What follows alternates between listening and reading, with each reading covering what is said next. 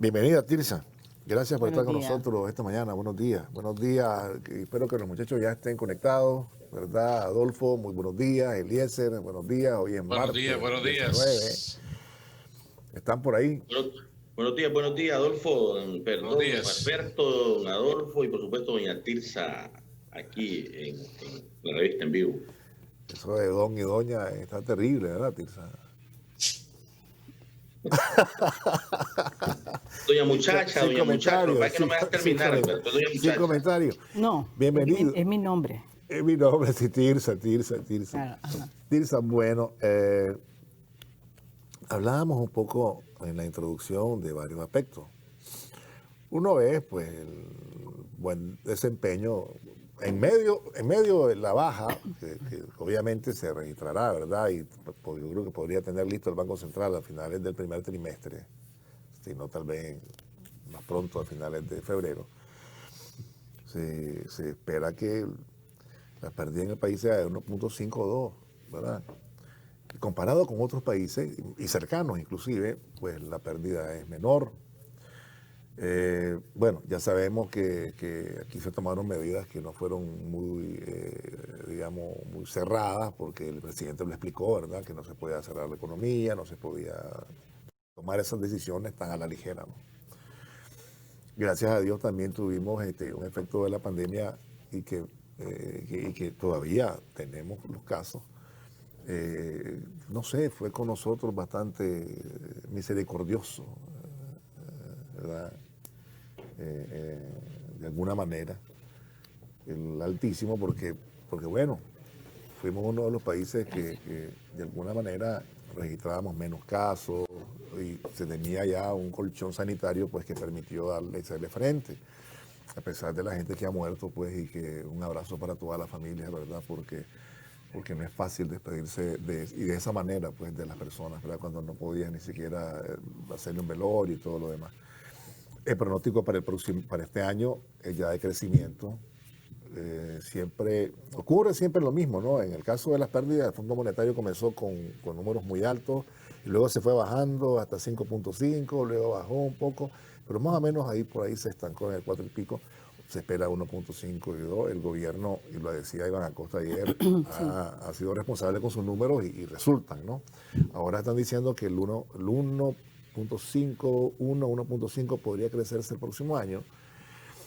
Y esto ya, digamos, ojalá que sea el inicio de la recuperación, pues, ¿verdad? Porque no solamente la pandemia, y lo ha dejado claro Iván Acosta, ¿verdad? El ministro de Hacienda, le hizo más daño 2018, ¿verdad? Los que destruyeron el país, los que intentaron el golpe de Estado, dar un golpe de Estado y no llegar por la vía de las elecciones. Y a pesar de eso, pues el país ha continuado trabajando en las exportaciones, la gente y las remesas, que bien se ha comportado, porque más bien han venido creciendo a lo largo de estos últimos 3 años.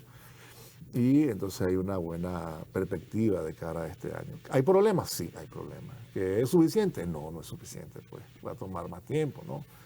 Y ojalá, decía yo, porque está íntimamente relacionado el tema de la pandemia y su desarrollo y el efecto positivo que pueda tener la vacuna, ¿ya? Porque ya están hablando algunos de que podría ser de 1 año y medio, otros 2, inclusive algunos hablan de más años, ¿no? Y de repente aparece una nueva cepa que ahora es apareció en Japón y que es más contagiosa y que viene de Brasil, del Amazonas. Las cosas no son fáciles. Y algunos países todavía están en emergencia sanitaria muy, muy fuerte. Están considerando algunos países europeos volver a cerrar, Tirsa. Sí, hay algunos volver a cerrar. Hay algunos que están cerrados. Sí, y otros que ya están diciendo que van a evaluar si cierran otra vez. Sí. Yo creo que es en el caso de España, no sé. Y otro. Pero pues la crisis no ha pasado, ¿verdad? A pesar de la vacuna. Ojalá y las capacidades de fabricación sean... Sí, es el mundo batallando contra un virus que nos ha desbordado. Nos ha desbordado en tus capacidades, que no vale que seas el país más rico del mundo. Te tiene contra la pared. Te tiene contra la pared, no vale, pues. Y cada decisión que tomas afecta a los ciudadanos, como en el caso de que tengas que cerrar totalmente un país, que la gente esté encerrada en sus casas.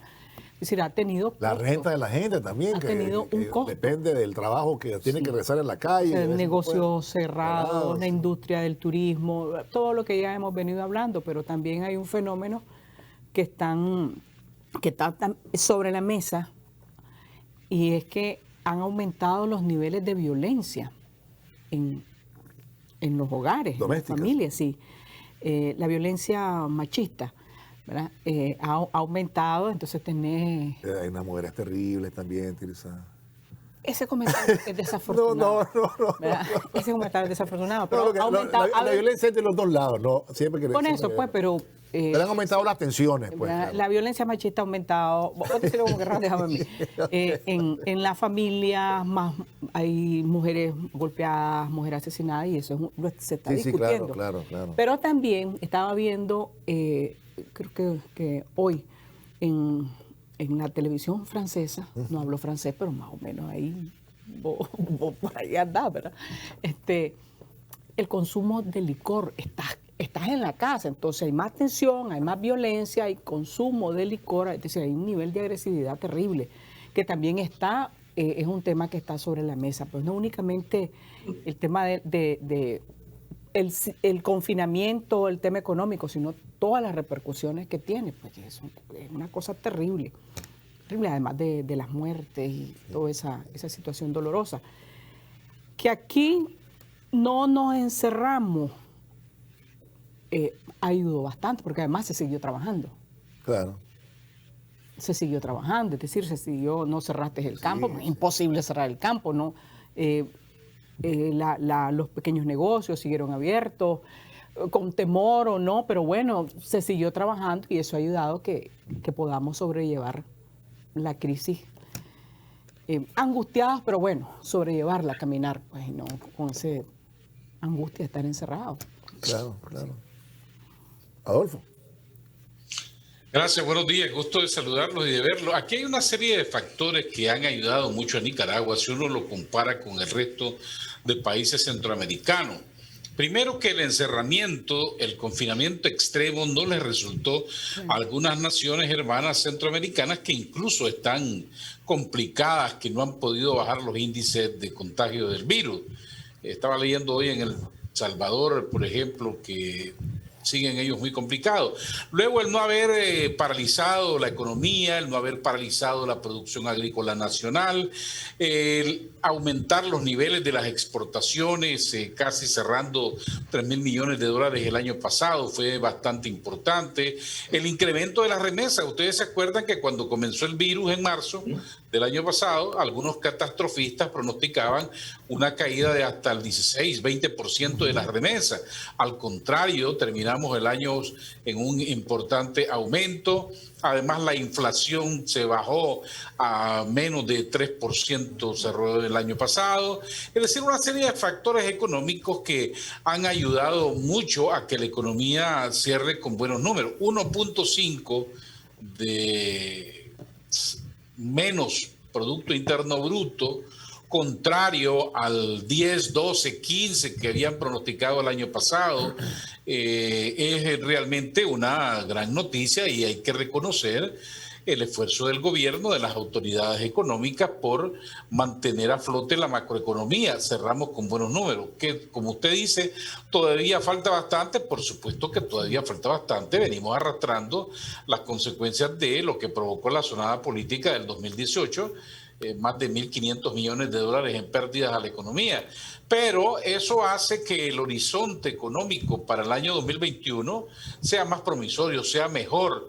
Arrancar creciendo 1.3 y probablemente llegar al 2.5 a final del año ya también son buenas noticias e incentiva eso el desarrollo de la actividad económica, el comercio y a los emprendedores, los pequeños negocios, que hay que reconocerles que en gran medida han estado soportando a la economía desde el año 2018 para nuestros días.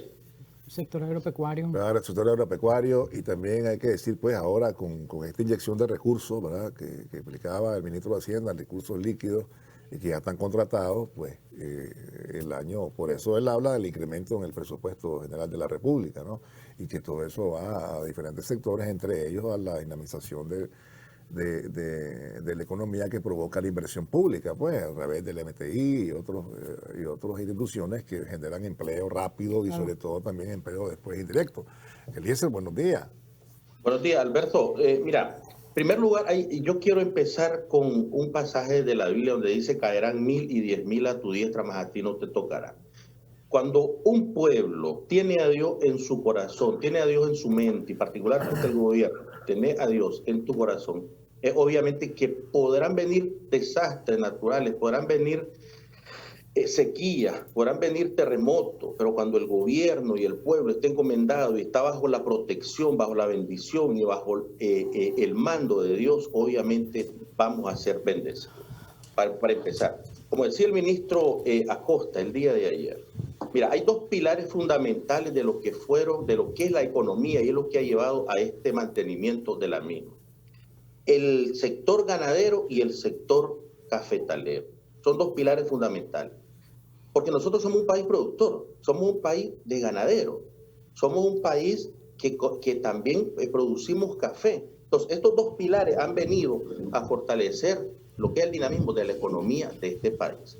Y como decía don Adolfo, también las micro, pequeña y mediana empresas hay que agradecerle, obviamente. Las remesas, a pesar de las pandemias, pues se han mantenido las remesas para el país. Todo esto, lógicamente, ha venido a subir la economía de nuestro país. Y si a eso le agrega el trabajo eficiente que ha hecho el gobierno a través de todas sus instituciones, y lo sigue haciendo, lógicamente este es un país donde menos ha socavado o ha afectado lo que es la economía, hablando de la pandemia, hablando del golpe de Estado, hablando de los dos huracanes que pasaron, ¿verdad? Este es mi punto de vista con respecto a esto. No, claro, y aquí la expectativa pues, y la esperanza es que lleguen las vacunas. Ya lo ha dicho la compañera vicepresidenta, el anuncio fue una buena noticia. Hablaba de una primera etapa, la mitad de la población recibiría su vacuna. Y lo que sí fue ella muy responsable, y así lo hacía notar, pues en las fechas, pues, porque la OPS habla de puede ser marzo o en los meses posteriores, ¿verdad? Y igual fíjense en países, y lo hablaba con Tirsa antes de entrar al programa, que hay países como la Argentina que han contratado 122 millones y han recibido pequeños lotes, ¿verdad? Sí. Pequeños lotes. Hasta ahora se habrían aplicado 300.000 vacunas, pero de esas, me equivoco, del primer paquete de 300.000, algo así, todavía había un remanente que podría ser usado, del primer paquete, porque ya recibieron otro, para los mayores de 60 años, que dice que vienen con algunas indicaciones ahí, ¿verdad? Para los que son mayores de 60 años. Pero se puede aplicar, porque primero comenzaron a decir que no se podía aplicar, pero eso tiene que ver con la guerra entre los laboratorios, sí, ¿no? Y los boicots que a veces se quieren, y quieren estigmatizar algunas vacunas. Pero sobre todo la rusa y la china. Sobre todo la rusa y la china, es la realidad, porque sí, las otras son las campeonas, sí, pues, ¿verdad? Pero aquí se hablaba de las probabilidades de las que se podrían comprar, y la de Pfizer no, pues, por el asunto de lo que se requiere para mantenerlas, ¿no?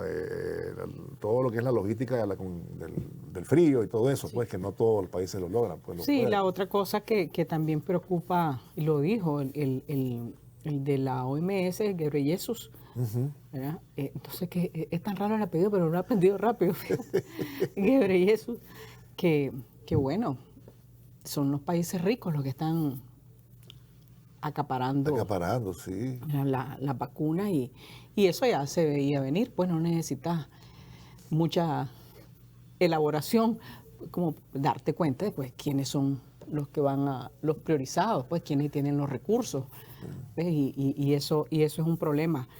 Pero bueno, ojalá y a nosotros nos pueda venir en un tiempo más o menos corto a la región, a los países menos favorecidos, y que como ciudadanos podamos acceder a la vacuna, pues mientras cuidarnos. ¿Sabes que hay algunos que hablan de todo el negocio, que es un negocio extraordinario ¿verdad? Es como decís, laboratorios, son corporaciones. Son corporaciones, pues, no son un laboratorito. Sí, yo sé, claro, sí. Y hay intereses económicos de por medio fuertes, pues. Y el mundo de rodillas frente a la vacuna, vendémela. Y bueno, hay otras que están desarrollando. Ahora, mientras llega, yo creo que nos toca tener mucha disciplina. Nos toca tener mucha disciplina. Es decir, y ver las cosas con la seriedad que la situación amerita. Nos toca tener disciplina. Claro. Porque si no, vamos a tener muchas complicaciones. Pues, es decir, en otros países donde se han disparado los casos y la segunda ola y la tercera ola y no sé cuántas olas más nos va a tocar ver, bueno, es que nos relajamos en junio, nos relajamos en diciembre, un poco lo ocurrido en México, un poco lo ocurrido en Bogotá, sobre todo en Colombia, pero especialmente en Bogotá. Diciembre la gente salió, no se cuidó y todo lo que hemos visto. Entonces nos toca como ciudadanos tener disciplina para cuidarnos, ¿verdad? Y que no hayan más contagios, y también en el tema económico nos toca tener disciplina, nos toca ser disciplinados. O sea, hay que trabajar, porque no nos queda de otra, trabajar, partirnos las espaldas, producir, ¿verdad? Productores de granos básicos, los productores de café, Claro. carne, el ganado, todo eso, y tener disciplina. Es la única manera de que este país pueda salir adelante. Cargando con tres cosas. Cargando con el 2018 la barbarie que cometieron las bestias, la pandemia y los 2 huracanes. ¿Querés más? Claro, sí. Pero valga decir, ¿verdad? Las exportaciones tampoco se detuvieron. Sí. Hubo un esfuerzo de exportación y seguramente lo seguirá viendo. Y tiene mucho que ver con los precios. Y también que los precios internacionales. Y también hay que notar que el que tiene un negocio no quiere quebrar, honestamente. Aunque le estén diciendo en el oído, hacer lo que querrá. En ridículo quedaron esos, ¿cómo le llama Adolfo? Los catastrofistas, algo así. Dice Adolfo. Como en ridículo quedaron, ¿verdad? Que quedémonos en casa, que no sé cuánto. ¿Te recordás aquella historia, verdad? Y no es que no hubiese aquí un compromiso con la salud de la gente. Claro, ya había un colchón sanitario, se habían avanzado en todas estas cosas, se había vacunado contra la influenza y el neumococo. Es decir, porque es una voluntad y un quehacer del gobierno. Siempre lo hace. De tal manera que no lograron, pues. Lamentablemente en otros países la situación no fue así. Vamos a irnos a la pausa y después quisiera decirles o hablar un poco sobre el ejercicio gubernamental a propósito de todo esto y cómo impacta, ¿verdad?, en el movimiento económico, sobre todo en lo que es la inversión pública. Vamos a la pausa. Bueno, decía como para puntear, ¿no?, que en tiempos como este, la inversión pública, el capital, es fundamental, y así pues, lo entienden los expertos en materia económica, ¿no? Y eso también lo ha venido haciendo el gobierno. Los proyectos no se detuvieron, los proyectos continúan y continuarán. Sí. De tal manera, y todos esos proyectos no lo hace, en su caso el MTI, pues contratan empresas contratan gente y se va generando empleo. La economía, se generando empleo directo y también indirectos, porque ahí van entonces las señoras que venden el fresco, el café, los que venden el almuerzo, los que venden los hospedajes, un sinnúmero de actividades se mueven alrededor de eso. Y yo creo que eso es un reconocimiento que debe hacerse al gobierno en estas circunstancias, pues, y que lo va a continuar haciendo o lo continuará haciendo en este año. Sí, porque la construcción de los hospitales no se detuvo, la construcción de carreteras no se, o sea, han seguido. La construcción de escuelas, de centros de salud, de casas maternas, la reparación de colegios, es decir, ha continuado el financiamiento a grupos, ¿verdad?, de negocios, en el caso del MEFCA, pues, que han continuado. Claro, sí, tienen un plan apoyando a los pequeños negocios, los bonos tecnológicos que me explicabas la vez pasada, una cosa que no la conocí y me parece muy maravillosa. Es decir, la electrificación ha continuado, es decir, el país se ha movido y eso es importante. Claro. El país se ha movido, es importante. No hemos tenido problemas con la producción de granos básicos, porque hubo siembra.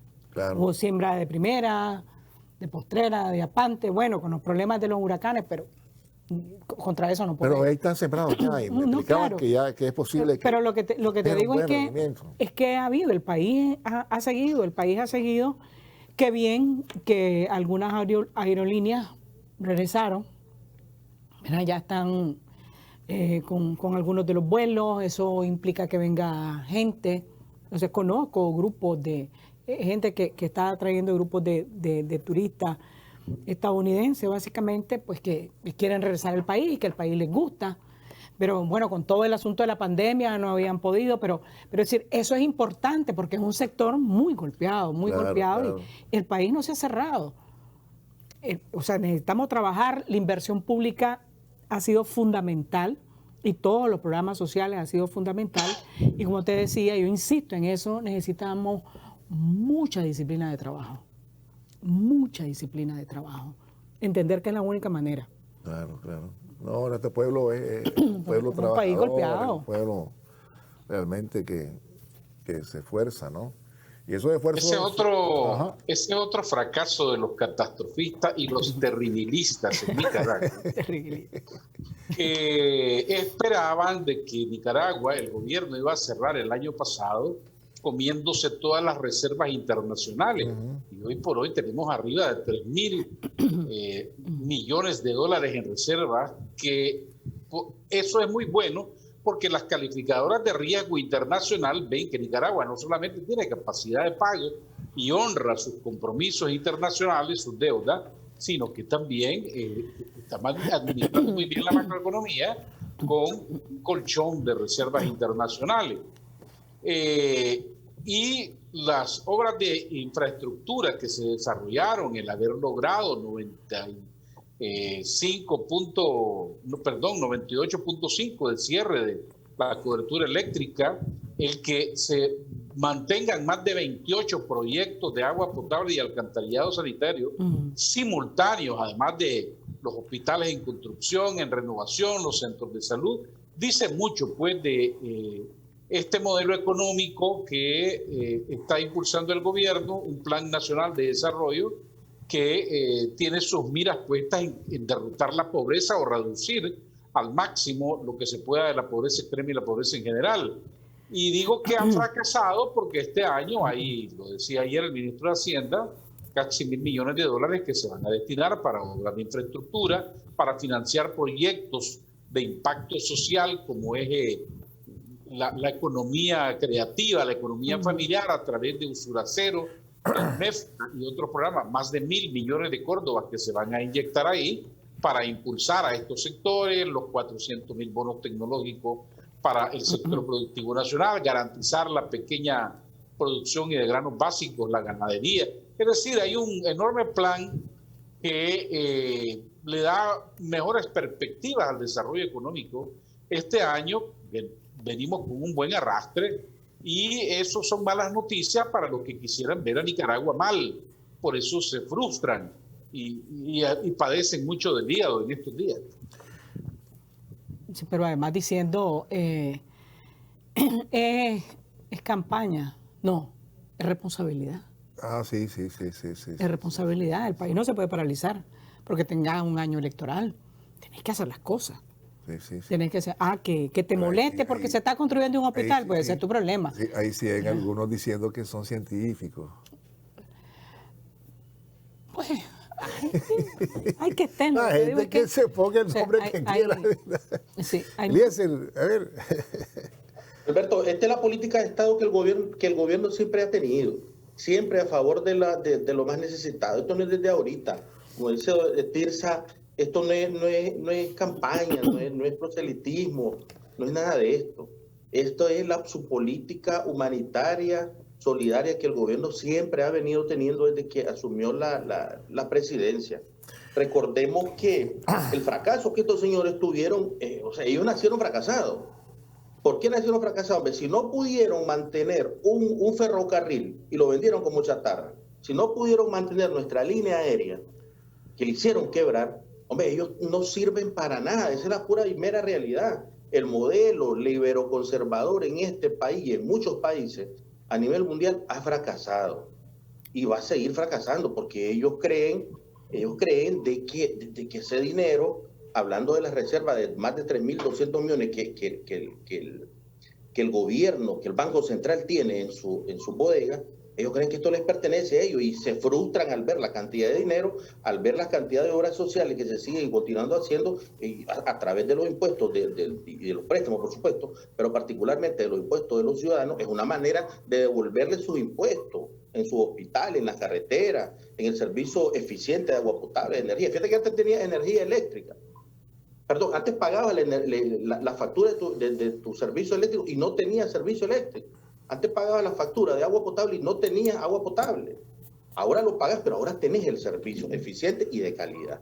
Y particularmente la educación en este país, la salud.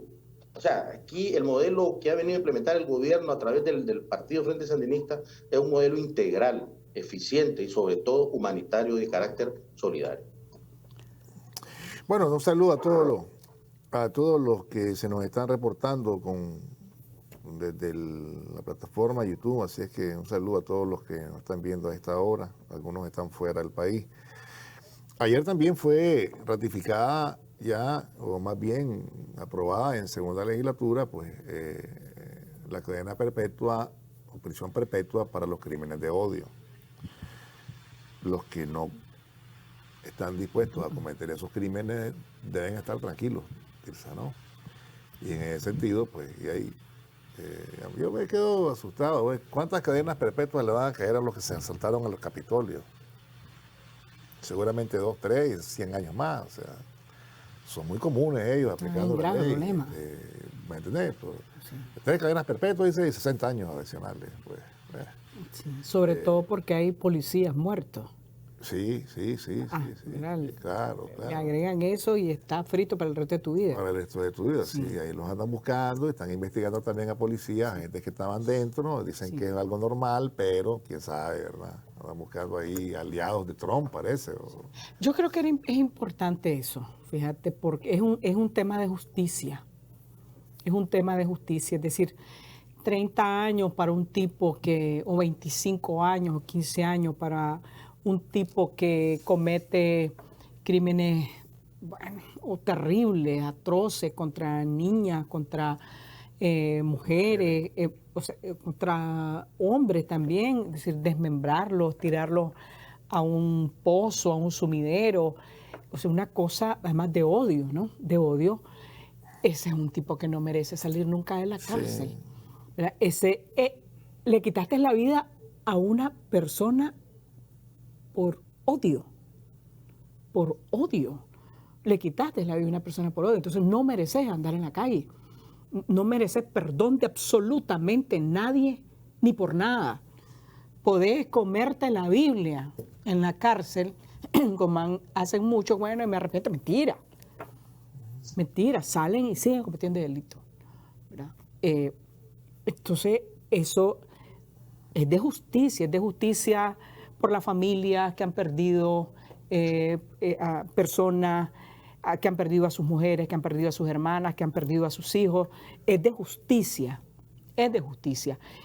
Y yo quisiera que estos que se oponen, incluyendo los diputados que votaron ayer en contra y los que se abstuvieron, que fueran a golpear la puerta de las casas de esa familia y le dijera, mira, yo estoy en contra porque no sé qué les va a pasar. Porque, ¿cómo puedes estar en contra de eso? Pues, si hemos visto cosas terribles. Pues el último es el caso de la muchacha de Jalapa. De Jalapa, que mira, es una cosa espantosa.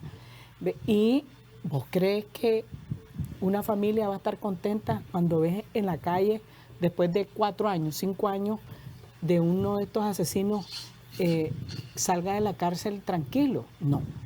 Lo menos que pedí es que pase el resto de su vida preso y que se muere y que se pudre en la cárcel.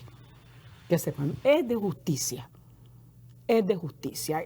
Que digan lo que quieran, que se revuelquen con su politiquería y todo eso, que lo hagan, ¿verdad? Claro. Pero es de justicia por las víctimas. Claro. Y además, quienes están ahorita con el discurso son un montón de hipócritas, porque siempre han estado pidiendo pena de muerte, que se endurezcan las penas. Pena de muerte, sí, que no sé qué barbaridad. Entonces, y ahora que te dice, bueno, aquí está. Y me parece que es correcto, ha sido una decisión correcta y de justicia, especialmente de justicia por las víctimas. Ya el resto es pura politiquería y yo los invito a que vayan a decirle a la familia de las víctimas, porque ustedes están en contra, a ver qué bien les va a ir. Rápidamente, muchachos, para que después toquemos un último tema que quisiera abordar con ustedes. Y continuamos, amigos televidentes. Muchachos, bueno, yo les preguntaba rapidito si tienen alguna opinión, pero muy breve, porque... Sobre los crímenes de odio, rapidito, para los que se oponen en Nicaragua, esa es una ley también que existe en Estados Unidos, ellos que les gusta usar mucho de referencia. En Estados Unidos se castiga, se penaliza los crímenes de odio y hay cadena perpetua, y ya no se diga pena de muerte contra crímenes atroces, violaciones, asesinatos, de todo eso hay. Claro. Una sociedad, si quiere vivir en paz como la nuestra, en realidad necesitamos no solamente hacer justicia social, el respeto de los derechos humanos y la dignidad de las demás personas, olvidarnos o castigar todo tipo de discriminación por asuntos de raza, religión, género, y hay que aplicar mano dura en este tipo de casos para que no sigan sucediendo. Tarde empezó, Alberto, esta ley, tarde empezó. El nicaragüense no está bien hasta que está mal. Y está bien, yo sinceramente yo apoyo eso 100%, como dice Tirsa. El que comete crímenes de odio tiene que pagarla con la cadena perpetua y punto. Correcto. No entendí eso, el nicaragüense está bien hasta que no está mal, no entendí eso, pero bueno. O sea que el nicaragüense, vos no estás bien hasta que estás mal. Si a uno te pasan las cosas malas, no estás tranquilo. Hasta que te pasan es que ya estás tranquilo. Hacer una maniobra, una mala maniobra, tirarte una luz roja, te va para el policía de tránsito, vos lo hiciste, pero estabas bien porque lo hiciste, pero ahora estás mal porque el policía te quitó la licencia. Entonces no estás bien hasta que estás mal. Bueno, el tema es que son pocos los que se oponen, ya sabemos quiénes son. Bueno, otro tema para ir concluyendo ya, porque el tiempo nos ha alcanzado, es yo felicito a todos los precandidatos, ya hay una veintena ya de precandidatos, ¿verdad? Unos se creen más que otros, desde luego, aquí se dividen entre blancos y negros, ya sabes cómo es la cosa, ¿verdad? Entre que si yo tengo sangre azul y vos no, soy noble arruinado, porque hay muchos nobles arruinados, ¿sabía, verdad? En esas listas. Y salieron diciendo ahí algunos de que nunca cometieron un acto de corrupción. Oíme, que no voy a expresarlo. Pero sí, la lista es inmensa. Dan ganas. Y muchas glosas. Hay una lista inmensa en esos 16 años de los actos de corrupción. General de la República. Claro. Basta dar una visitadita ahí para ver el rosario de barbaridad que hicieron desde el 90. Oíme, desde el 90. Yo me acordaba, usted mencionó en días pasados, y lo cual es totalmente cierto, aquel escándalo de los famosos BPI, los bonos de inversión, claro, que algunos que eran ministros salieron beneficiándose ellos y sus empresas estaban relacionados, otros que compraron o negociaron, ganaron comisiones con la deuda externa de Nicaragua. Hay para sacar mucho.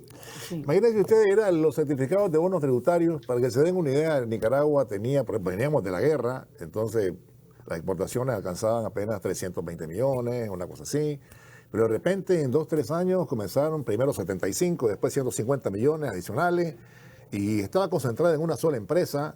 Y después se hizo una investigación que se daba cuenta que eran de mentol, como decimos en buen nicaragüense, de mentira. Mira, pero el presidente del Banco Central, que es un famoso jurista, que ahí anda ahora todavía, no pudo ser capaz si hubiera sido el presidente. Usted, Tirsa, o Eliezer, presidente del Banco Central, y mira que alguien está exportando hasta 150 millones de dólares y tenemos que todo el esfuerzo nacional son 320, 340, yo lo mando a buscar. Y le digo, hermano, presentame a 4 como vos para que este país funcione. Sí. ¿Ya? ¿Cómo estás haciendo? ¿Cuál es la maravilla que estás haciendo? Pero Nel, ya sabes, Nel, Y esta es la afirmación de un economista, a propósito, ya hay un funcionario ya desaparecido de la administración de Corrido de los 90-96, que dice que fue donde el señor que mandaba y le dijo, la economía creció 2 puntos, una cosa así. Toño Lacayo, te hay que ese nombre. Correcto, el señor ya ha fallecido, pues. Sí. Y entonces dicen que le digo, no, ponerle 3,5, poner un punto más. Ese es un puntito nada más solo para el autoritarismo y todo lo demás, y las mentiras. Y la otra cosa es todo lo que hicieron, ¿verdad? Nadie tenía empleo, toditos coparon la función pública, ¿estás claro? ¿Te recordás? Y comenzaron a privatizarlo todo y a robárselo todo. Oíme, Sí, a robárselo todo. el proceso y después continúa, perdóname, todo ese proceso con la otra administración. Sí. Y después también, ¿no te acordás cómo privatizaron en Itel?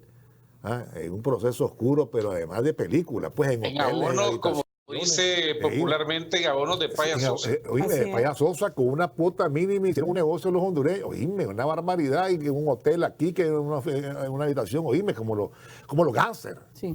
¿Verdad? El proceso de privatización aquí chorreó sangre. La Cornapa Y todavía chorrea sangre.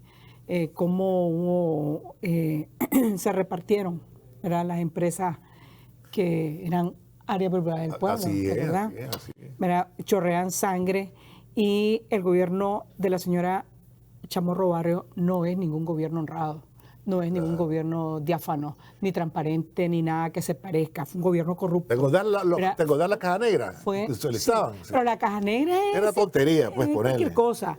Yo estoy Aquí, claro, pero servía para pagar diputados también, aquel grupo de centros, ¿no te no, por acordás? eso. Los cañonazos.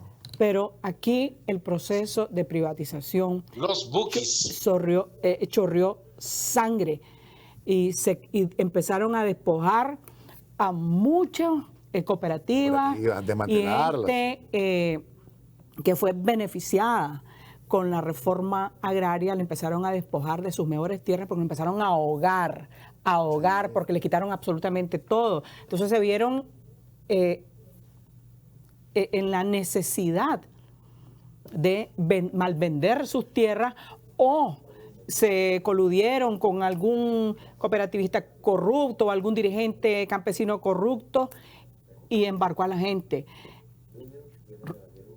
Por ejemplo, el despojo para los campesinos y las cooperativas que estaban cerca de las costas fue brutal. Así es, claro.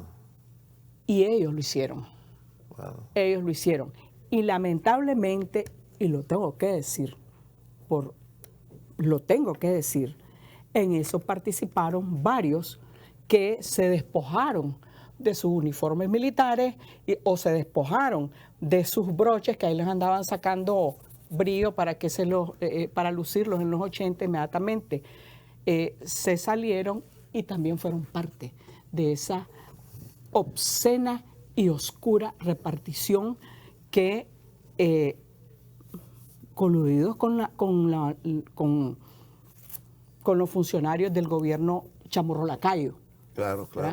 Chamorro Lacayo. O sea, que no me vengan con el cuentecito, ¿verdad?, de que el mejor gobierno, el gobierno honrado. Un gobierno corrupto. Claro. Un gobierno corrupto. Que se quedaron con los durmientes del tren y que ahí están en una finca en la carretera ¿cómo se llama? A La Boquita. Eso es cualquier cosa.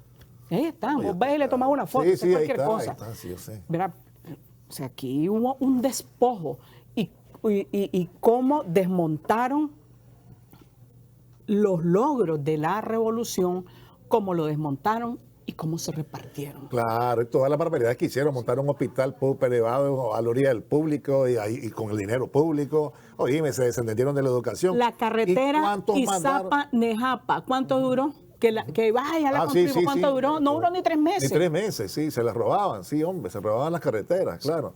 Y además, ¿cuánta gente mandaron a la calle? Y mandaron a la pobreza, mandaron a la miseria, chavalos sin escuela. Era, creo, el cálculo de 350,000 personas o más, no recuerdo ahora. ¿Cuántos tuvieron que irse? Se fue más gente durante ese tiempo al exterior que en la guerra misma, que en la época de la guerra, porque era descomunal, ¿verdad? Era descomunal la insensibilidad de estas personas, ¿verdad? y que no vengan con cuentos ahora, que aquí todo el mundo recuerda las barbaridades, hombre, todo el mundo recuerda esas barbaridades. Entonces venir a decir aquí que yo soy bueno y no sé cuantito, eso es foul. Ya lo decía una vez Wilfredo Navarro en este programa, todos los que andan ahí ya estuvieron en el gobierno. Sí. Toditos ya estuvieron en el gobierno, salvo unos que otros, pero toditos, y nada hicieron. O sea, y bueno, que aspiren, está bien, y que aspiren más. Sí, son Que ciudadanos. alcancen 40, son ciudadanos, pues. Ya. Bueno, los que tienen clavo con la justicia, pues no van a poder, ¿verdad? Ahí sí, eso claro, ¿no? Y es obvio. Deberían estar ya advertidos o entenderlo. O buscar asesorías, pues, legales para que les digan, no, amigo, usted no puede aspirar a nada, pues. Porque tiene este delito que usted cometió y la ley lo inhibe, pues. Entonces, pues. Y eso es normal en todos lados, hermano. Ahí los delincuentes no pueden. Es más, una felonía en Estados Unidos no puede votar, punto. Ni siquiera eso. ¿Sí o no, Adolfo? Totalmente de acuerdo. Y lo que pasa es que aquí ha gobernado Nicaragua, gobernó Nicaragua entre el 90 y el 2006 un grupo de funcionarios harvarianos, tecnócratas, que tienen otra visión de la administración pública, en donde la preeminencia es el capital y la economía salvaje, el capitalismo salvaje, contrario al programa que se aplica y el modelo hoy en Nicaragua, en donde el ser humano es el centro de todos los objetivos y de las estrategias. Hay muchos libros a lo largo de la historia de Nicaragua sobre linajes, clases, variantes, todos relacionados con el poder, que me hace ver que son los mismos que están aspirando, suspirando, ilusionando con que van a ser candidatos presidenciales por parte del lado de la oposición. Y creo que todavía falta realmente, y falta la lista de candidatos a diputados que se va a poner muy interesante.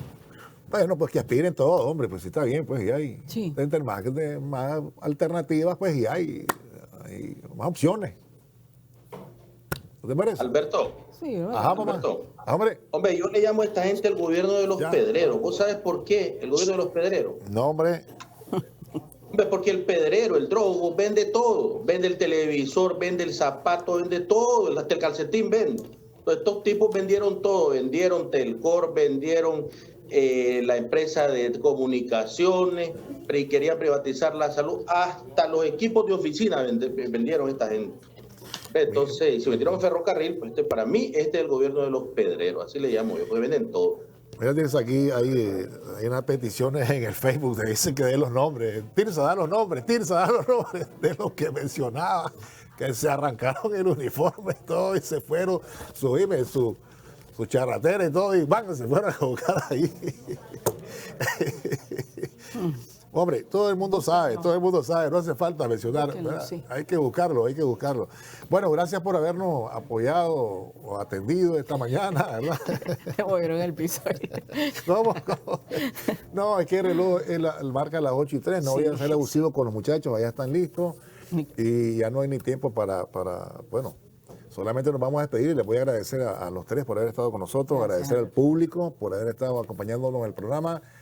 Y cuídense, hay que cuidarnos y continúen con Canal 4, la mejor televisión. Muy buenos días.